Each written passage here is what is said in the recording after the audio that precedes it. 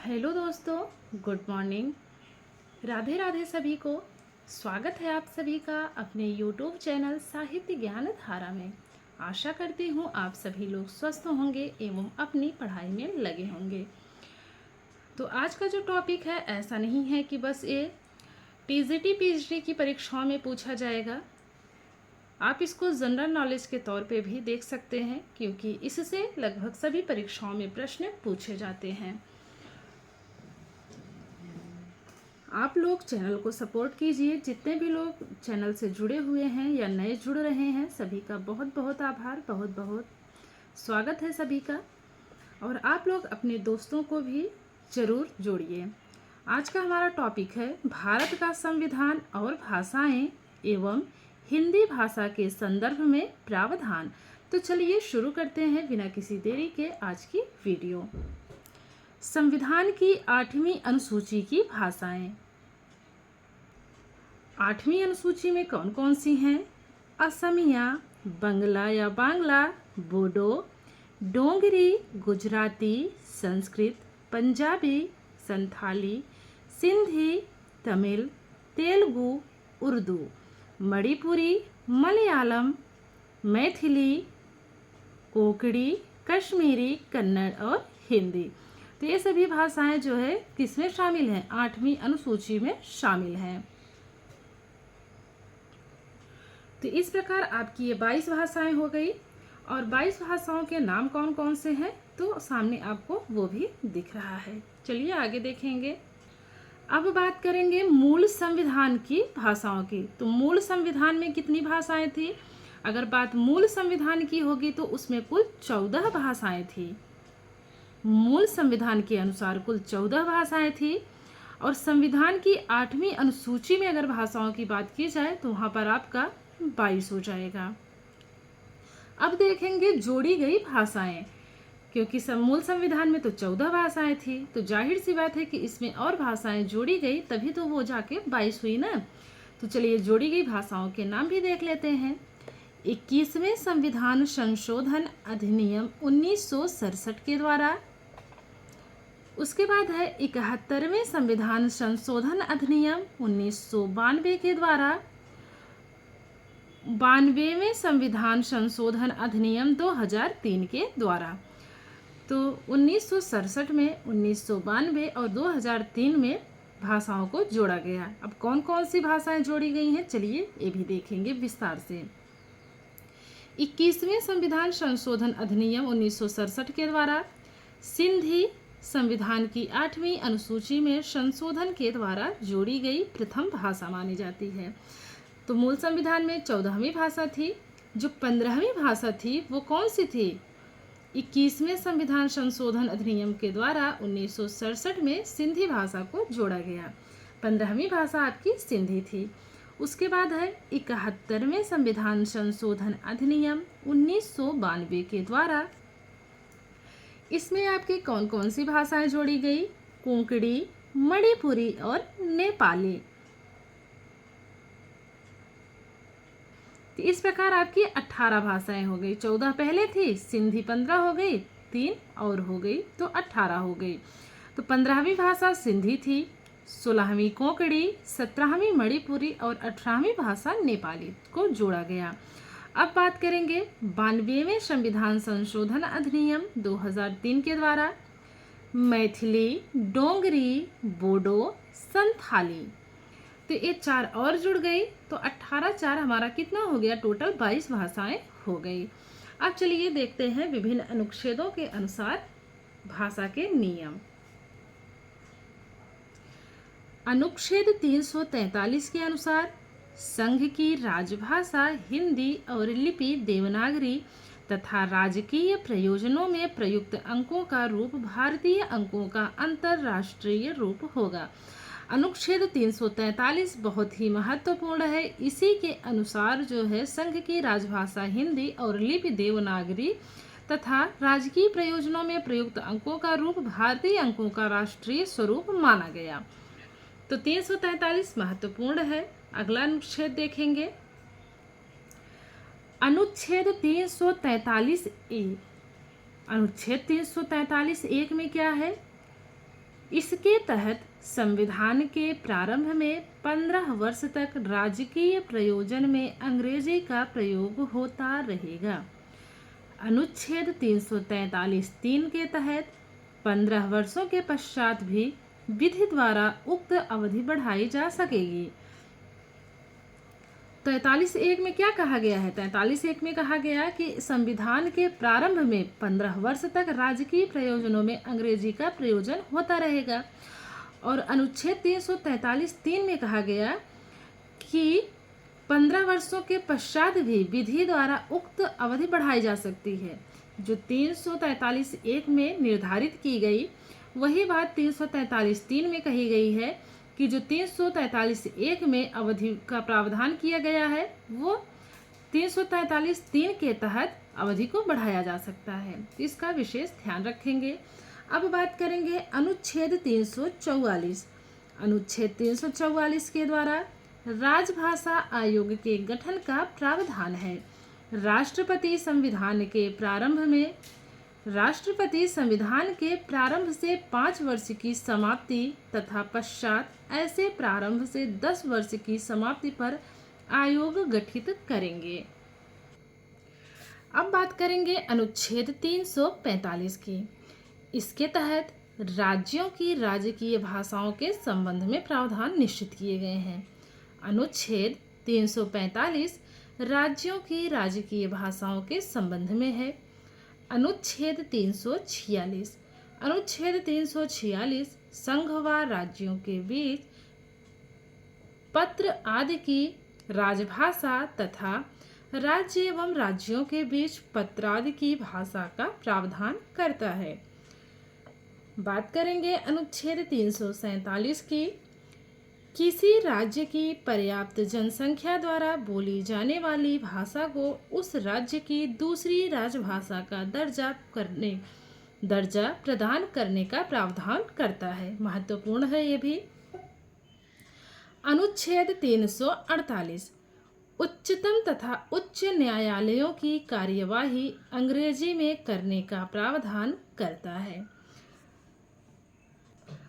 अब बात करेंगे अनुच्छेद 349 संसद को राजभाषा से संबंधित किसी विधेयक या संशोधन पर राष्ट्रपति की पूर्ण अनुमति लेना आवश्यक है। अनुच्छेद 350 का अल्पसंख्यक बच्चों की प्राथमिक शिक्षा उनकी मातृभाषा में देने का प्रावधान करता है। मोस्ट इम्पॉर्टेंट है, ये परीक्षा में पूछा जा चुका है। अनुच्छेद 350 खा की बात करें, भाषाई अल्पसंख्यक अधिकारी की नियुक्ति राष्ट्रपति द्वारा करने का प्रावधान करता है। अब आपका है अनुच्छेद 351। इसके तहत संघ का कर्तव्य होगा कि वह हिंदी भाषा का प्रसार बढ़ाए तथा उसका विकास करे, जिससे वह भारत की सामाजिक संस्कृति के सभी तत्वों की अभिव्यक्ति का माध्यम बन सके। भारतीय संविधान सभा ने 14 सितंबर 1949 को हिंदी को संघ की राजभाषा के रूप में अंगीकार किया। यह बात अपने आप में बहुत ही महत्वपूर्ण है, इसको आप सभी लोग जरूर याद रखेंगे। भारतीय संविधान के प्राधिकृत हिंदी पाठ को प्रकाशित करने के लिए 98वें संविधान संशोधन अधिनियम 1987 के द्वारा अधिकृत किया गया है। तो जो आपका मोस्ट इम्पॉर्टेंट है वो ये वाली लाइन है, भारतीय संविधान सभा ने 14 सितंबर 1949 को हिंदी को संघ की राजभाषा के रूप में अंगीकार किया है। और 14 सितंबर को ही हम लोग क्या मनाते हैं? हिंदी दिवस मनाते हैं, विश्व हिंदी दिवस। तो ये था आज का हमारा टॉपिक, भारत का संविधान और भाषाएं एवं हिंदी भाषा के संदर्भ में प्रावधान। और उसके बाद हम लोगों ने देखा संविधान की 8वीं अनुसूची में कुल 22 भाषाएं थी। मूल संविधान में कुल 14 भाषाएं थी, जिसमें बाद में और भाषाएं जोड़ी गई। बाद में कितनी भाषाएं जोड़ी गई? कुल 4 भाषाएं जोड़ी गई। 1967 में सिंधी जोड़ी गई। 1992 में कोंकणी मणिपुरी नेपाली जोड़ी गई और 2003 में ही मैथिली डोंगरी बोडो और संथाली को जोड़ा गया। तो इस प्रकार आज हम लोगों ने देख लिया किस अनुच्छेद के तहत क्या प्रावधान किया गया है। कल हम लोग देखेंगे हिंदी के विकास में योगदान देने वाली प्रमुख संस्थाओं के बारे में।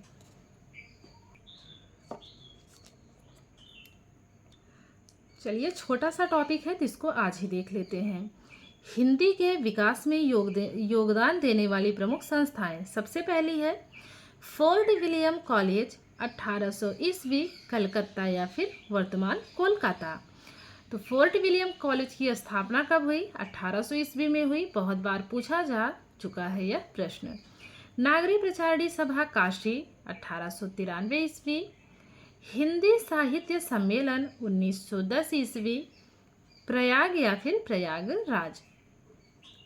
दक्षिणी भारत हिंदी प्रचार समिति 1918 ईस्वी मद्रास या फिर चेन्नई। राष्ट्रभाषा प्रचार समिति वर्धा 1936 ईस्वी महाराष्ट्र। तो समय भी आप लोग जरूर याद रखेंगे किसका गठन कब हुआ। नागरी प्रचारणी सभा काशी में हुआ 1893 ईस्वी। फोर्ट विलियम कॉलेज की स्थापना कब हुई? तो 1800 ईस्वी में हुई, कोलकाता या कलकत्ता में हुई। आगे देखेंगे कन्हैया लाल माणिक लाल मुंशी हिंदी तथा भाषा विज्ञान विद्यापीठ, ये कहाँ पे बना? 1953 ईस्वी में आगरा में।